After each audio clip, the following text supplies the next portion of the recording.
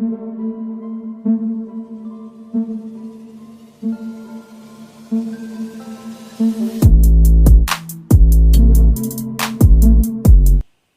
दोस्तों, scary story official में आप सबका स्वागत है। आज की कहानी की तरफ बढ़ने से पहले चैनल को सब्सक्राइब कर लीजिए और अगर कहानी अच्छी लगती है तो प्लीज़ लाइक एंड कमेंट करना मत भूलिएगा।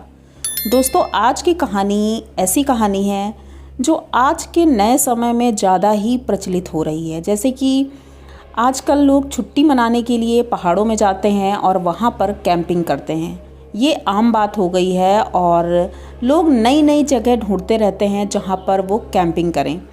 उन्हें अच्छा लगता है और हमें भी अच्छा लगता है, लेकिन कुछ जगह ऐसी होती हैं जहाँ पर जाने से आज भी लोग डरते हैं।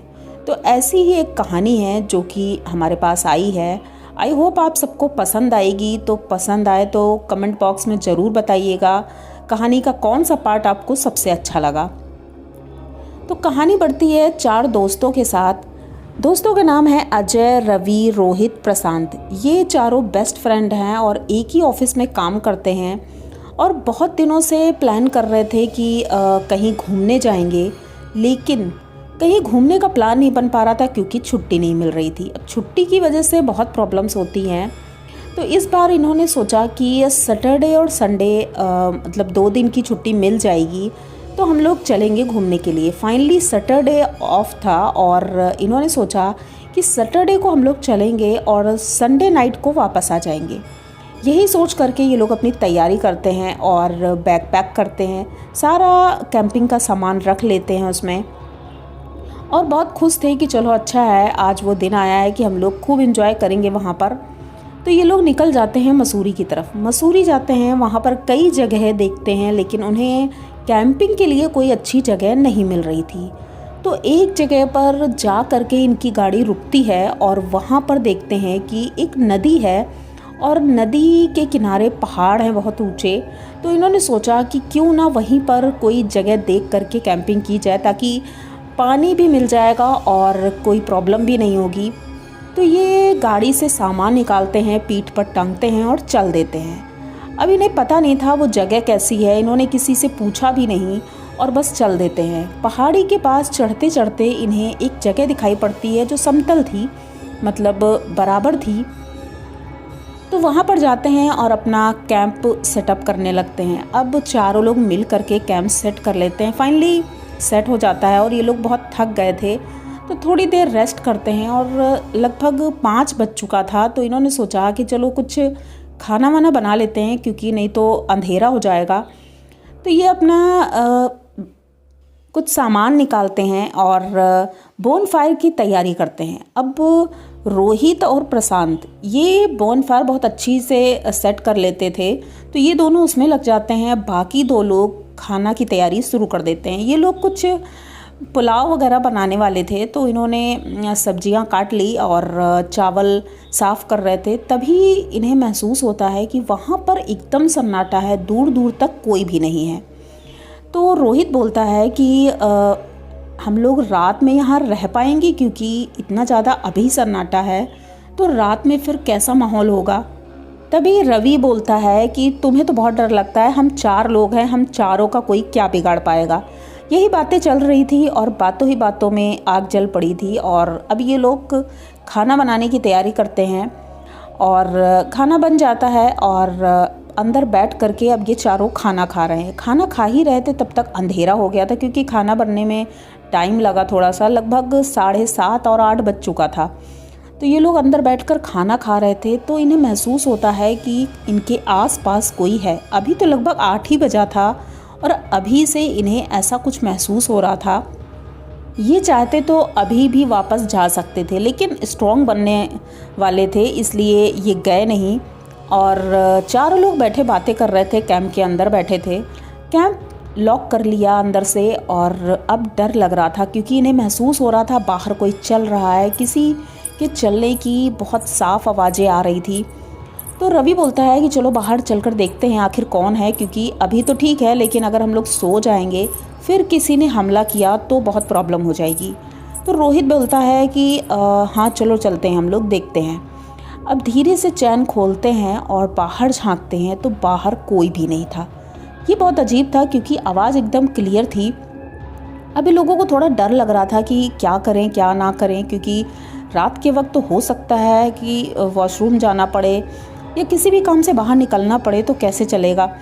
अभी लोग अंदर बैठे रहते हैं और तब तक प्रशांत बोलता है कि मुझे तो नींद आ रही है क्योंकि 10 बज चुका था और अब मैं सो जाऊंगा। तो वो लोग कहते हैं ऐसा करते हैं कि दो लोग पहरा देते हैं और 2 लोग सो जाएंगे, आधे टाइम तक तुम लोग सो लेना, आधे टाइम तक हम लोग सोएंगे। तो वो लोग कहते हैं चलो ठीक है। तो प्रशांत और रोहित ये दोनों बैठे रहते हैं और रवि और अजय ये दोनों सो जाते हैं। अब लगभग 2 बजा था और अचानक से रोहित चिल्लाने लगता है। तो रवि उठकर बैठता है, पूछता है क्या बात है। तो कहता है कोई बाहर से कैंप को हिला रहा है, उठो जल्दी से देखो चल के, हो सकता है कोई जंगली जानवर हो। तो ये लोग उठते हैं। अब बाहर तो निकल नहीं सकते थे, लेकिन हाँ इन्होंने अपने पास कुछ औजार ले रखे थे, तो वो हाथ में पकड़ते हैं और एकदम अलर्ट हो जाते हैं। थोड़ी देर तक ऐसी आहट आती है, उसके बाद सब नॉर्मल हो जाता है। तो ये लोग कहते हैं हो सकता है कोई जंगली जानवर हो, तो चलो ठीक है अब तुम लोगों का टर्न है और तुम लोग आराम करो। तो रोहित और प्रशांत लेट जाते हैं, रवि और अजय ये दोनों बैठे रहते हैं, बातें कर रहे थे और बातें करते करते लगभग 2:30 बज चुका था और वो दोनों सो गए थे। तभी इन्हें लगता है बाहर से कोई बुला रहा है। तो रोहित का नाम लेकर कोई बुला रहा था। तो रवि ने सोचा कि अभी तो वो सोया है, वो जाग जाएगा, पता नहीं कौन है, चलो बाहर चलकर देखते हैं। तो रवि ने चैन खोली और रवि के साथ अजय भी दोनों बाहर निकलते हैं। तो देखते हैं बाहर कोई भी नहीं है। सामने एक लड़की है जो इनकी तरफ देख रही है, थोड़ी दूरी पर खड़ी है, तो कुछ क्लियर आवाज़ नहीं आ रही थी। शायद वो पहले नज़दीक आई हो तभी आवाज़ दी होगी, लेकिन अब फ़िलहाल वो दूर थी। तो ये लोग उसके पीछे पीछे चल पड़ते हैं और पूछने लगते हैं कि आखिर तुम रोहित को कैसे जानती हो और कौन हो तुम। तो वो रुकती नहीं है और नदी की तरफ चलती रहती है। अब ये लोग उसके पीछे पीछे चलते रहते हैं। लगभग 1-2 घंटे हो गए थे, तभी रोहित की नींद खुलती है। वो इधर उधर देखता है तो रवि और अजय नहीं मिल रहे थे।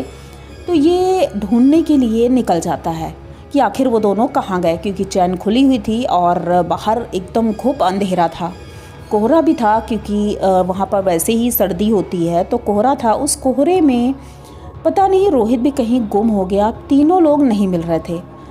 काफ़ी देर हो गई तब प्रशांत की नींद खुलती है। प्रशांत उठता है, इधर उधर देखता है तो कोई भी नहीं दिख रहा था। थोड़ी देर बाद देखता है कि तीनों लोग बाहर से दौड़ते हुए चले आ रहे हैं। तो प्रशांत कहता है अरे तुम लोग इतनी रात में कहाँ चले गए थे।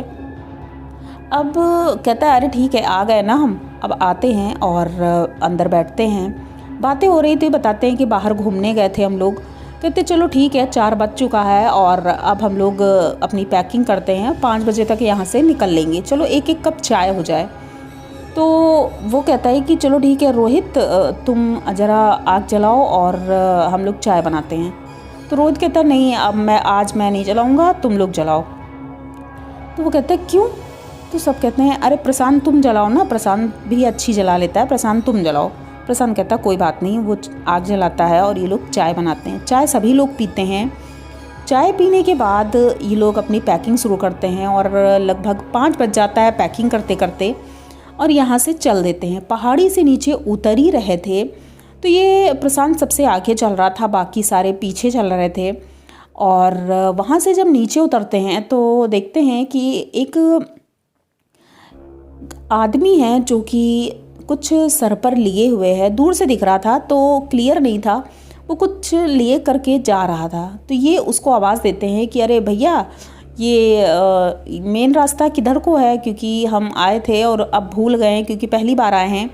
तो वो रास्ता बताता है। तो कहता है कि हम मतलब, तो कहता हाँ हम चारों दोस्त आए थे ना और रास्ता भूल गए हैं तो इसलिए आपसे रास्ता पूछ रहे हैं। तो कहता है भाई पी रखी है क्या, सुबह सुबह पी रखी है। तो प्रशांत कहता है फालतू की बात कर रहे हो, पीने की बात कहाँ से आ गई। कहता है तुम चारों कहाँ हो, तुम ही तो हो अकेले। तो ये कहता है अरे देखो मेरे पीछे मेरे 3 दोस्त हैं। तो वो कहता है पीछे कोई भी नहीं है। अब ये पीछे पलट कर देखता है तो वाकई में पीछे कोई भी नहीं था। अब ये परेशान हो जाता है कि मेरे तीनों दोस्त कहाँ गए। बहुत आवाज़ देता है, चिल्लाता है, लेकिन इनके तीनों दोस्त आते ही नहीं। अब ये बहुत घबरा जाता है कि आखिर इतने समय से फिर कौन था। अब प्रशांत उस आदमी से कहता है, क्या आप मेरी हेल्प करेंगे? हम लोगों ने वहाँ पर कैंप लगाया था और उसके बाद आधी रात से मेरे दोस्त गायब हैं। फिर आ गए थे लेकिन पता नहीं क्या हुआ, अचानक से फिर से गायब हो गए हैं। तो वो कहता है कि तुम्हें पता नहीं था क्या, जाने से पहले तुमने कुछ पता नहीं किया? तो उसने कहा क्या? उसने कहा ये पहाड़ी भूतिया पहाड़ी है और यहाँ पर कोई भी नहीं रुकता है। लगभग 4 बजे के बाद शाम को तो कोई भी नहीं रुकता है, क्योंकि यहाँ पर चुड़ैल, प्रेत, ये सारी आत्माएं यहाँ घूमती हैं और किसी को भी जिंदा वापस तो नहीं जाने देती हैं। अब प्रशांत बहुत डर रहा था और दुखी भी था कि उसके दोस्त आखिर गए कहाँ। बहुत ढूंढता है लेकिन वो नहीं मिलते हैं।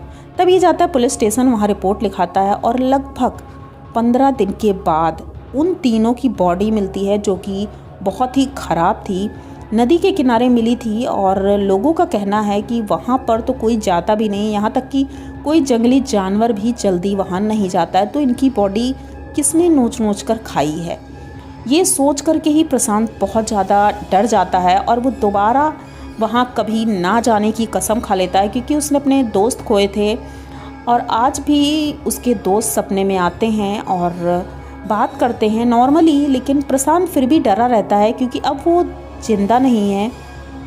तो इनके घर वालों ने प्रशांत को मंदिर में दर्शन करवाया और कलावा वगैरह बंधवाया। तब से प्रशांत डरता तो नहीं है, लेकिन आज भी वो दिन भूल नहीं पाता है, क्योंकि इसने अपने तीनों दोस्त खोए थे। तो ये कहानी यहीं तक थी। आप लोगों को ये कहानी कैसी लगी? अगर अच्छी लगी हो तो प्लीज़ चैनल को सब्सक्राइब करिए, लाइक कमेंट करिए, शेयर करिए और बने रहिए हमारे साथ। मिलते हैं फिर किसी नई कहानी में, तब तक के लिए डरते रहिए।